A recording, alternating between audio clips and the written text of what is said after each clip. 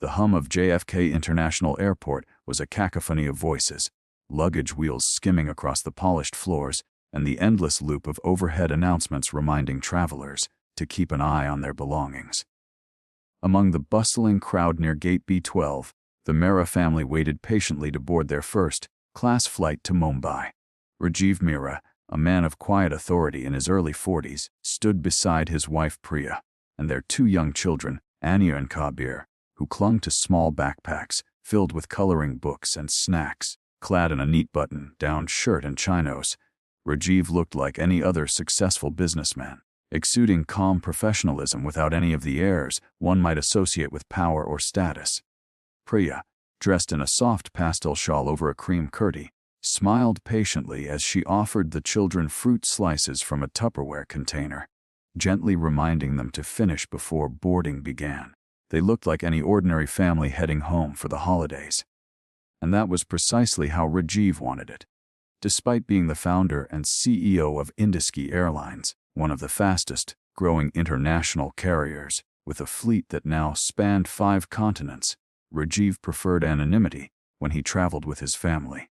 He had insisted on flying under his middle name Airline, booking the tickets himself rather than through the airline's executive office. The flight, operated by Skyjet Airways, a North American company recently acquired by Indiski in a quiet but strategic corporate buyout, was still operating under its original branding.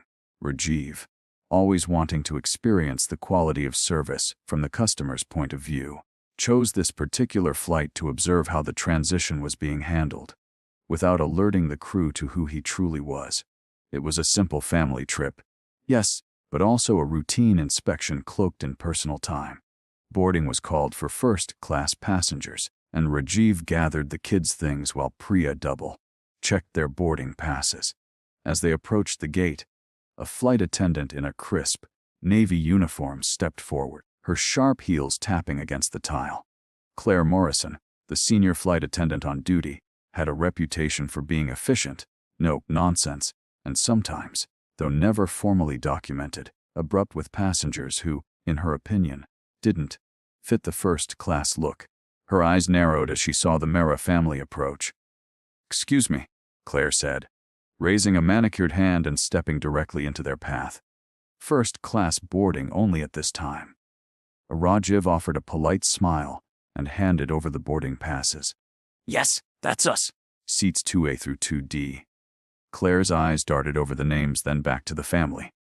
She noticed Priya's traditional attire, the kids' animated chatter, and the Indian accents. Something about the scene triggered her bias, not conscious hatred, but that subtle judgment rooted in assumptions. "I'm sorry, but I don't believe this is correct," she said, her tone clipped. "Are you sure these are your tickets?" Rajiv kept his composure. "We checked in an hour ago. These were issued at the counter." Claire's lips pressed into a thin line. "There must be some mistake. We'll need to verify this with the gate supervisor. In the meantime, I'll have to ask you to step aside. You're holding up the boarding process." Priya's smile faltered. "We have young children. They're tired." Claire cut her off. "I understand, ma'am, but we have procedures. Please move to the side." By now, a few nearby passengers had begun to stare. A murmur rose in the crowd, but no one intervened. Rajiv, seeing the distress in his children's eyes, nodded and stepped back. "Of course. Please take your time." Claire signaled to a uniformed airport security officer standing nearby. The man approached, and Claire whispered something quickly into his ear. The officer nodded and asked the family to follow him to a side area. The gate agent, confused but deferential to Claire's authority, issued standby upgrades to a couple standing behind them, thinking the family's tickets had been flagged. As they were led away, Anya tugged on her father's sleeve. "Why are they mad at us, Papa?"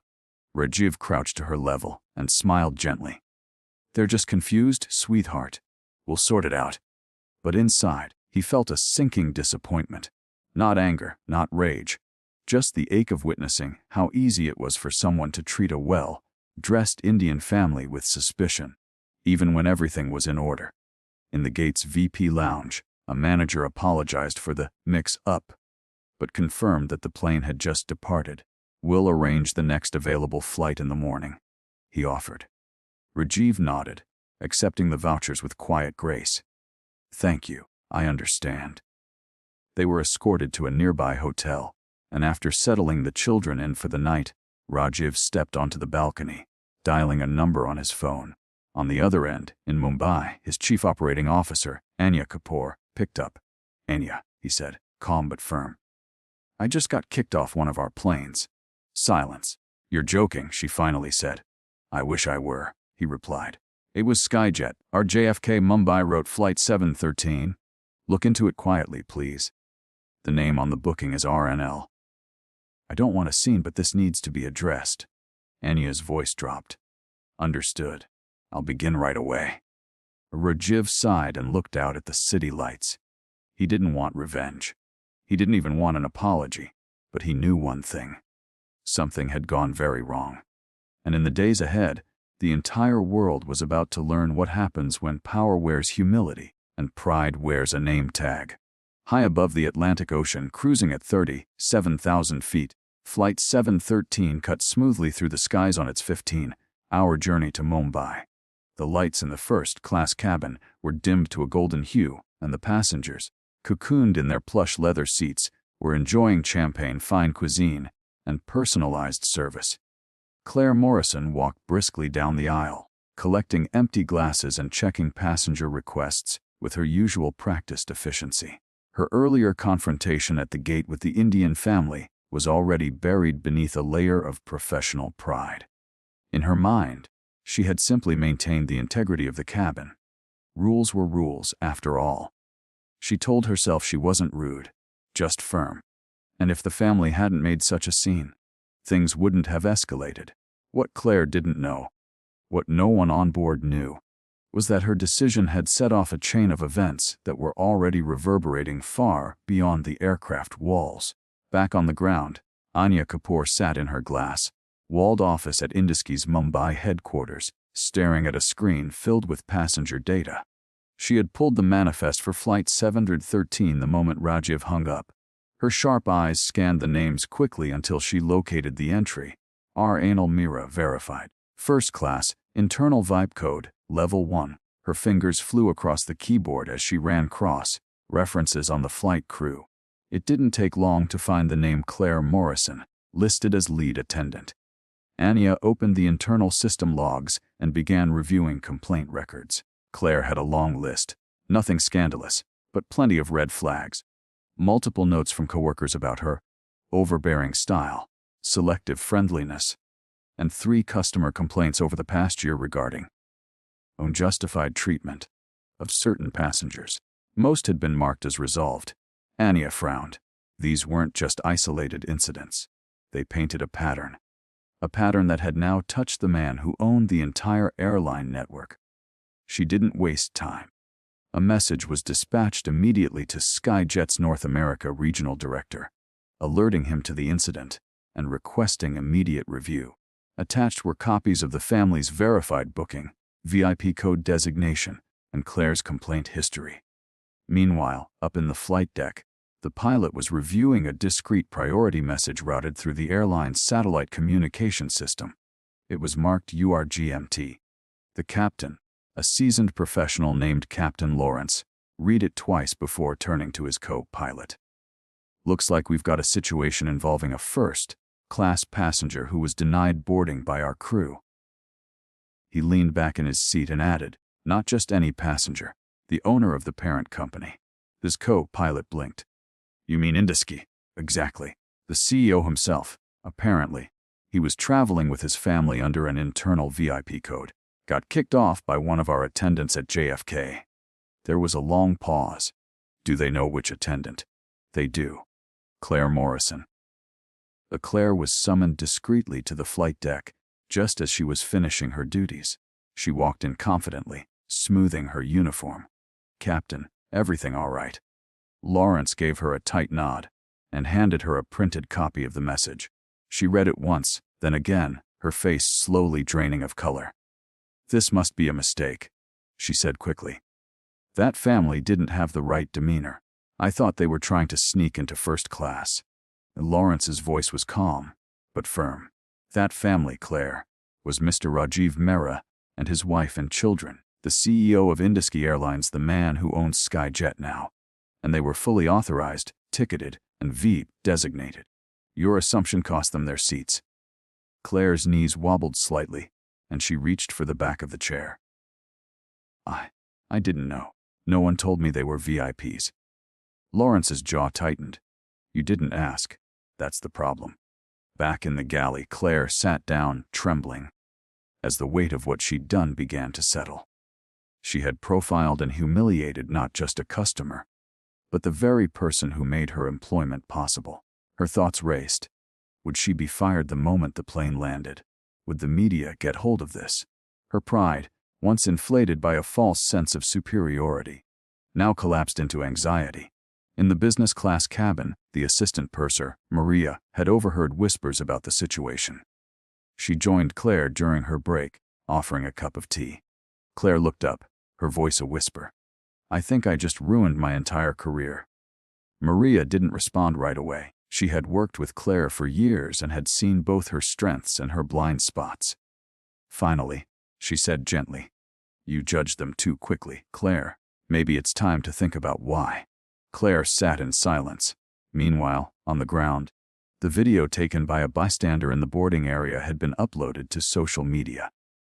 The footage showed Claire's sharp tone, Rajiv's calm explanations, and the moment security approached to escort the family away. The caption read, Indian family humiliated by flight attendant in JFK. Even with first-class tickets, you won't believe who they really are. In less than an hour, it was viral. Thousands of comments poured in, some calling for Claire's dismissal, others demanding a public apology from SkyJet. But Rajiv, back in his hotel room, had no interest in revenge. He watched the unfolding chaos with a quiet sadness. It's never been about the ticket, he told Priya.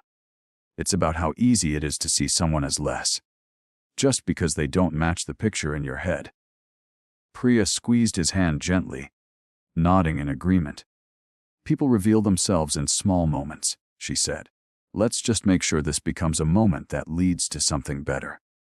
Rajiv drafted a private message to SkyJet's board and Anya, stating his wishes. No public firing, no press statements yet. He wanted to meet with Claire personally, not as a CEO, but as the man she mistreated. To give her a chance to reflect and, hopefully, grow. Because sometimes the best way to teach humility is to lead by example. Morning sun filtered through the glass panels of the SkyJet North America headquarters, casting long shadows on the polished marble floors.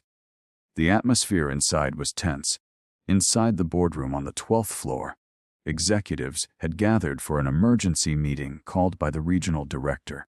Word of the incident involving Claire Morrison had reached every major news outlet overnight. Headlines like, Indian family kicked off plane by flight attendant. Turns out they own the airline, dominated news feeds across platforms, triggering global outrage. The viral video from the gate, shared by a fellow passenger, had racked up over 10 million views in less than 24 hours. Public backlash was swift and merciless. Social media was ablaze with accusations of racism, elitism, and corporate hypocrisy.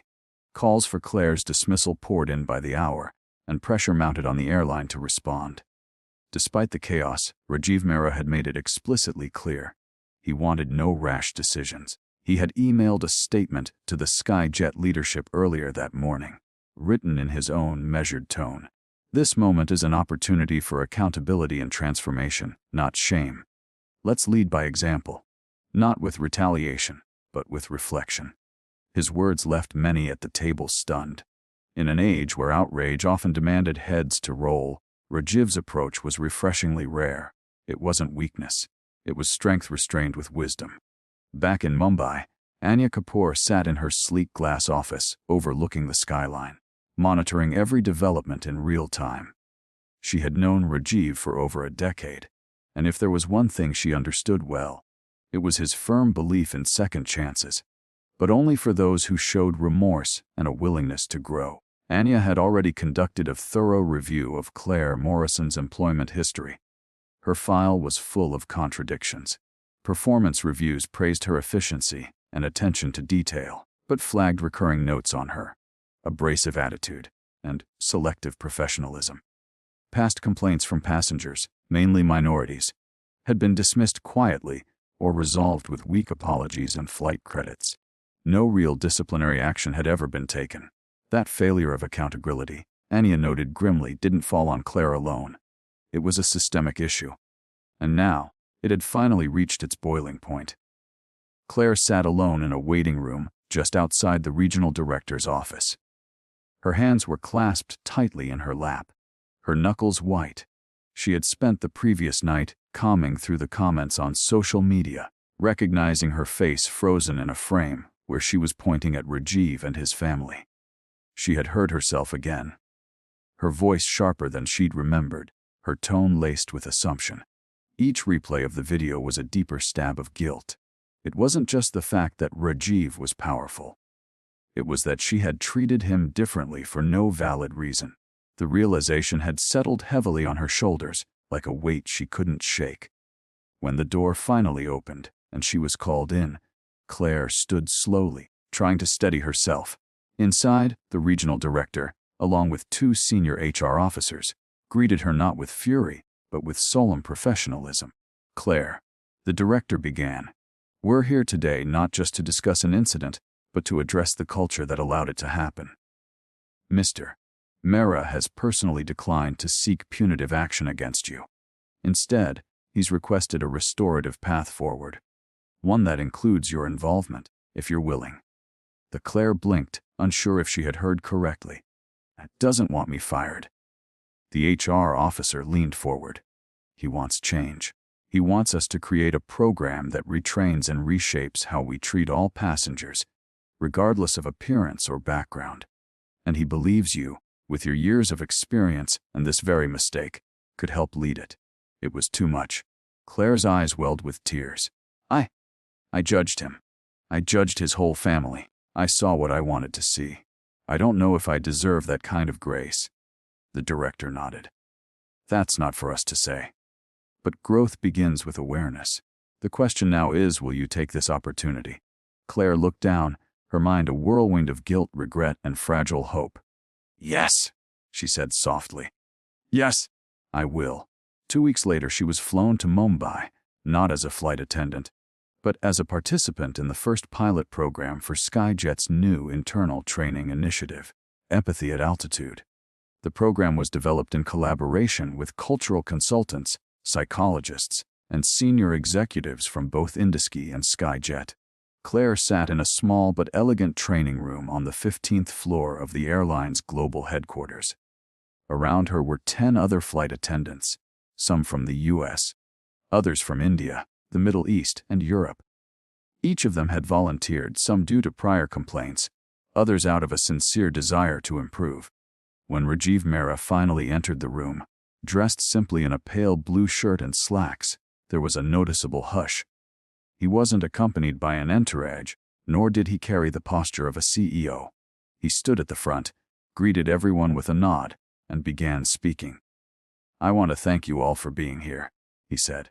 "What happened to my family wasn't unique. It happens every day to many people who aren't in a position to speak up. But I could, so I'm using this experience not to punish, but to pause and ask, what can we do better?" Claire looked up, her throat tight. She hadn't been sure how he'd react to seeing her. But Rajiv didn't single her out. He didn't glare or show resentment. His tone was calm, open, inviting dialogue, not dictating consequence.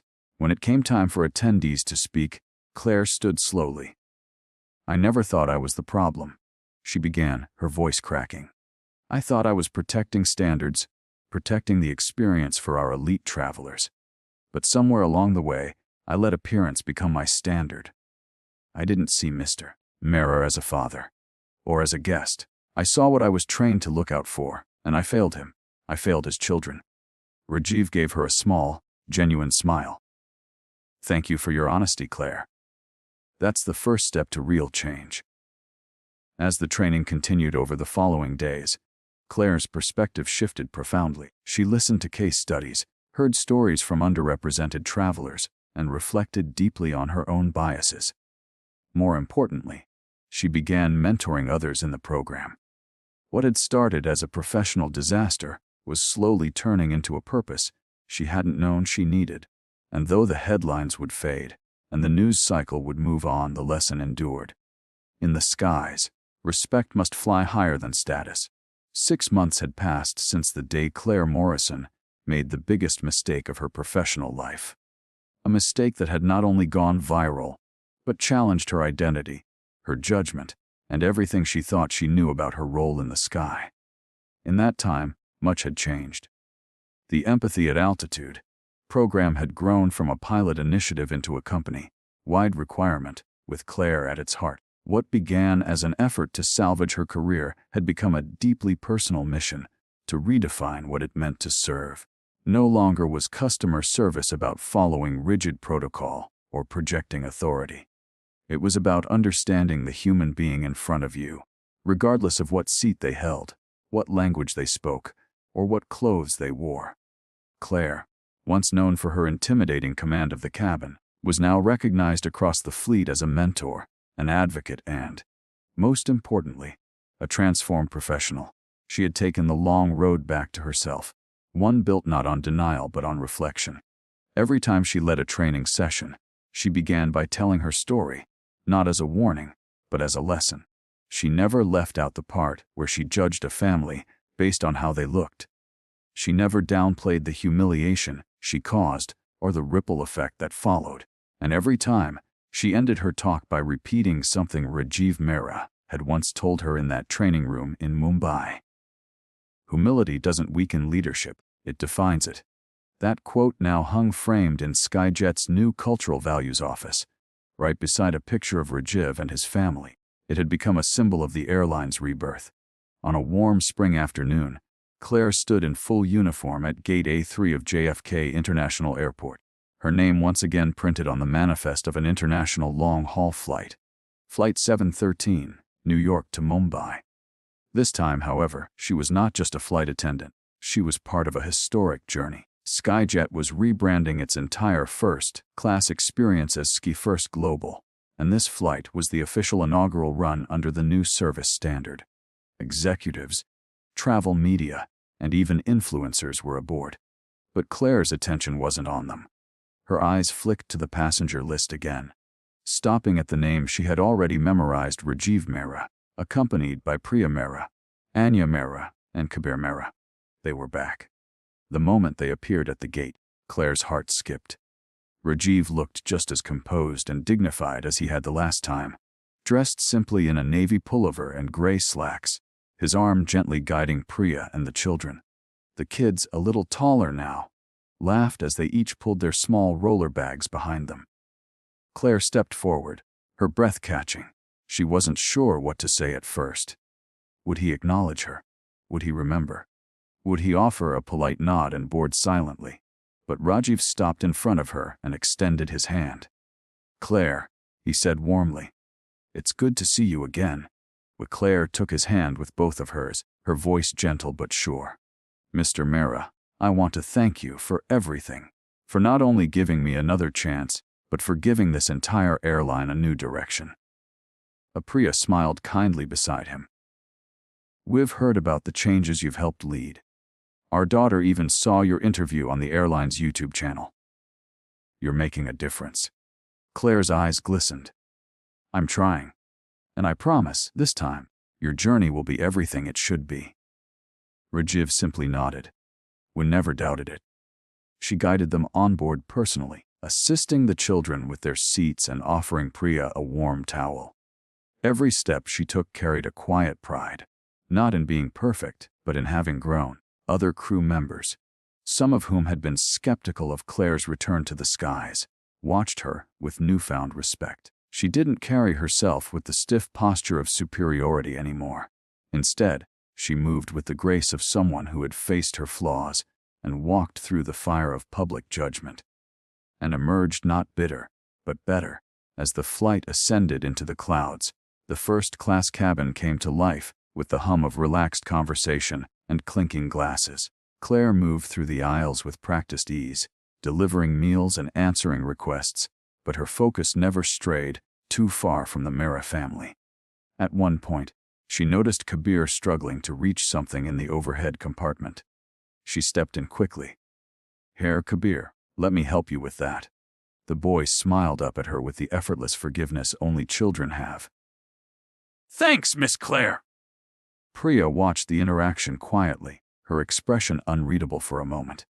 But as Claire turned, Priya touched her arm lightly. "I meant what I said earlier. You've changed. And that takes courage."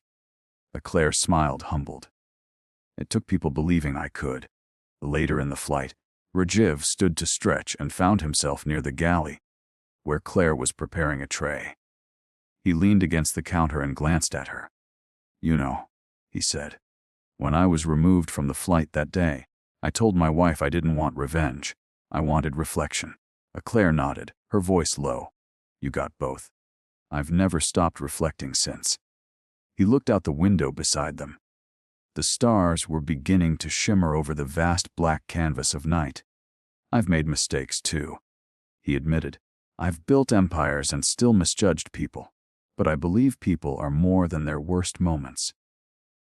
Claire blinked away the tears that threatened to spill. "I hope I've proven that true."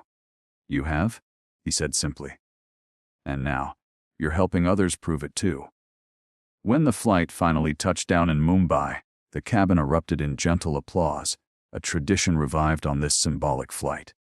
Passengers began gathering their belongings, stretching and yawning.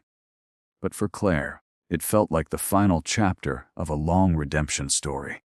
One that had started with a harsh word and a broken assumption, but ended with healing, growth, and a renewed understanding of what it meant to serve. As the Mehras exited the aircraft, Rajiv turned one last time at the doorway and said, "Next time we fly, Claire, don't treat us like owners. Just treat us like family." And with that, they stepped onto the jet bridge, disappearing into the bright lights of Chhatrapati Shivaji Maharaj International Airport. Claire stood silently at the cabin door, her heart full, not of guilt anymore, but of quiet pride. She had taken a painful moment and turned it into something beautiful.